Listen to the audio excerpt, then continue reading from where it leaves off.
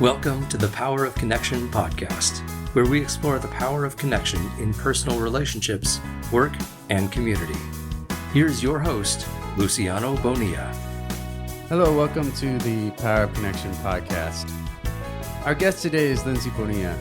In her work as a social worker, she has helped those with vision loss and older adults access services that help them connect with society and others. Lindsay also happens to be my wife of 1 year, and I'm proud of the work she has done. Let's welcome our guest today, Lindsay Bonilla. Welcome. Thank you for joining the podcast. Thanks for having me. So, Lindsay, I know that you've been a social worker for the last 12 years. Can you share with us why you became a social worker? I think I always knew that I wanted to be in a helping profession of some kind. When I was in high school, I attended a camp and was in a really difficult place in my life. And there was a woman who really took me under her wing, gave me some confidence, and basically said, if you get a degree, you can come back and work here. Fast forward to college, and I met this wonderful person named Sarah who was studying social work and really didn't tell me to go into social work, thankfully, but really pushed me in that direction to make a difference in the lives of other people who don't have someone necessarily to advocate for them. Nice. It's amazing how things happen to come into our paths that lead us to the work that we are doing. Can you just tell us a little bit more about the work that you are doing and have done as a social worker? Absolutely. So my first job was with 211 Lifeline, which 211 is a national number that people can call to get connected to community resources. However, here in Rochester, we also at that time answered the Veterans Crisis Line. They still answer the National Suicide Lifeline. So it's also more than just getting people connected to local resources. It's handling mental health calls, suicide risk, you name it. We've talked to people about it. I then transitioned into a vision rehabilitation social worker position at ABVI. So working with individuals who have vision loss of varying levels and getting them really engaged in the community, whether that's work or activities or just being able to go to the grocery store on their own or have the confidence to go for a walk. My most recent job is with Lifespan of Greater Rochester. So I'm a New York Connects advisor, which basically means I talk with older adults, caregivers, and people with disabilities to get them connected to the resources that they need to maintain either the level of independence they have or become safe in their environment. Awesome. So this podcast is the power of connection about how loneliness is pervasive, that it affects not just certain groups of people, but all types of people across age class, across all types of situations. And this connection and loneliness is a true issue in our world today. Where are you seeing disconnection in the communities that you work in? Honestly, I think the more important question is, where don't I see it? However, when you're working with people with disabilities or older adults, there are extra barriers. They can't drive. They don't have a car. They find themselves medically unable to participate in all of the activities that they used to. When that happens, they find themselves in their home. And yes, the younger generations that are aging have Facebook and Twitter and Instagram, but that is not connection. That's just knowledge of what's happening around them. So what I find happening is that, especially during the pandemic, it really brought to light a lot of this, but picture someone who is 65. They're retired.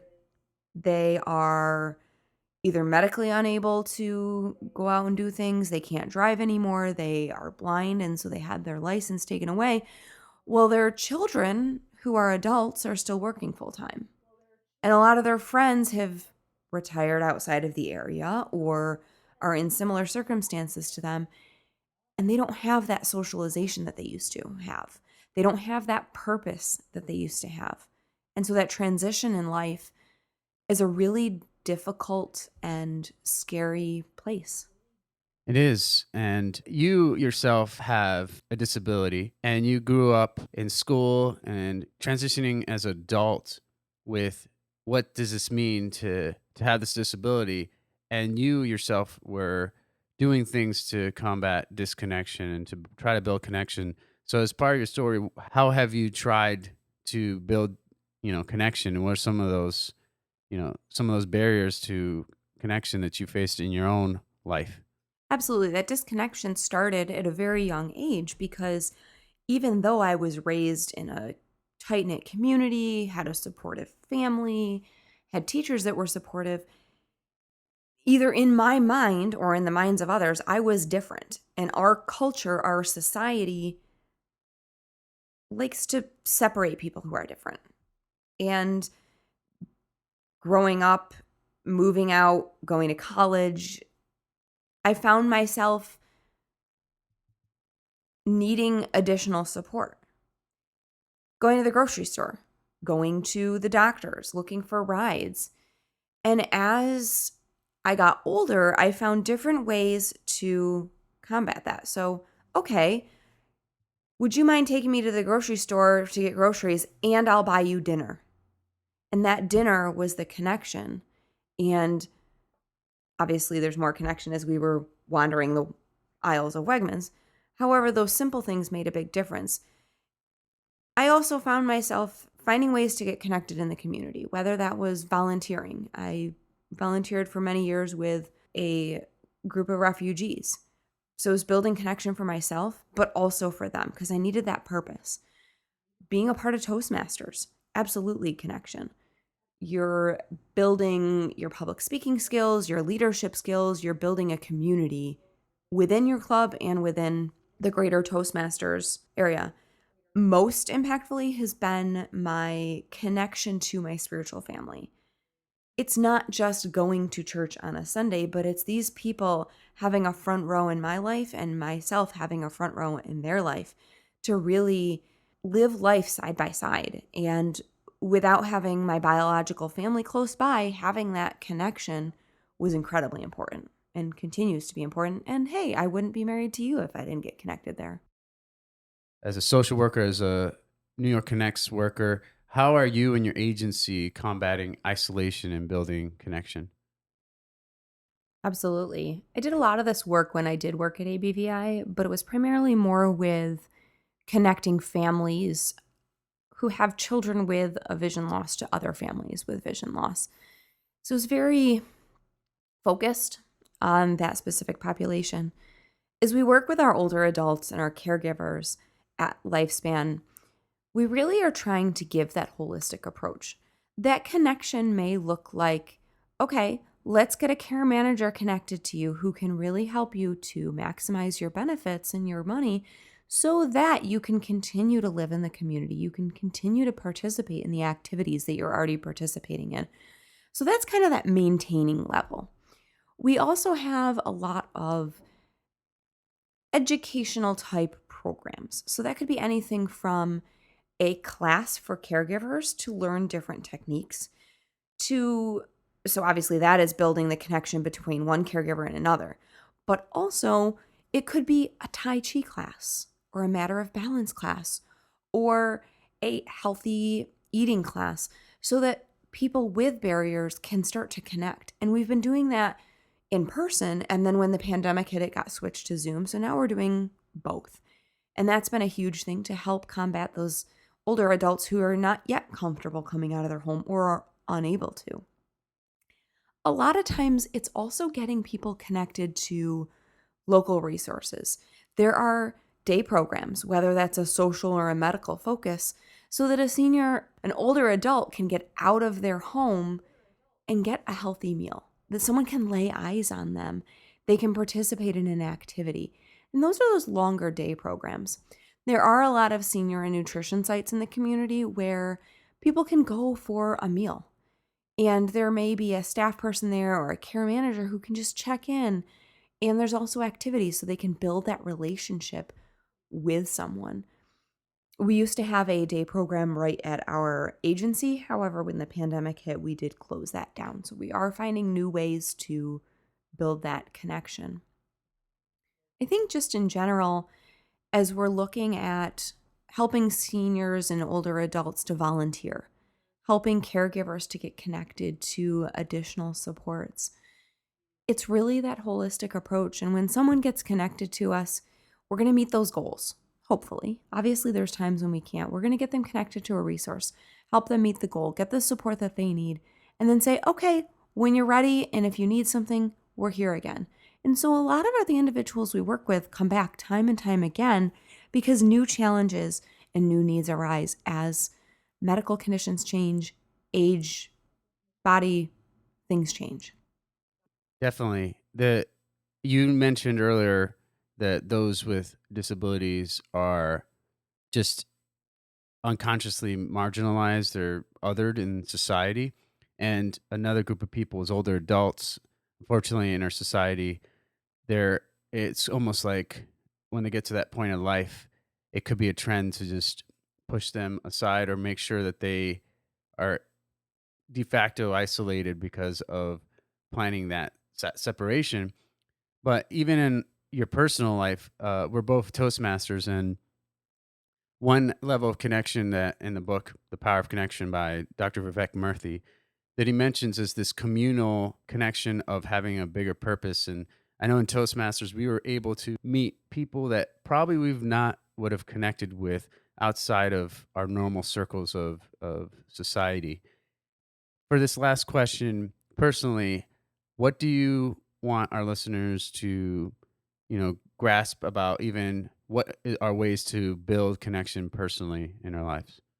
I guess I'm going to throw a curveball out here and ask people to check their biases, their story that they have of someone. Many times, because of our personal experiences, because of the interactions that we've had, we have a single story about a person, about a group of people. And we need to break those. And I'm going to give you an example. When I worked at the crisis line, we answered the Veterans Crisis Line. We were one of the 5 backup centers nationwide. When a veteran calls the Veterans Crisis Line, 90% of the time they are angry, depressed, suicidal, homicidal, violent, disconnected from people.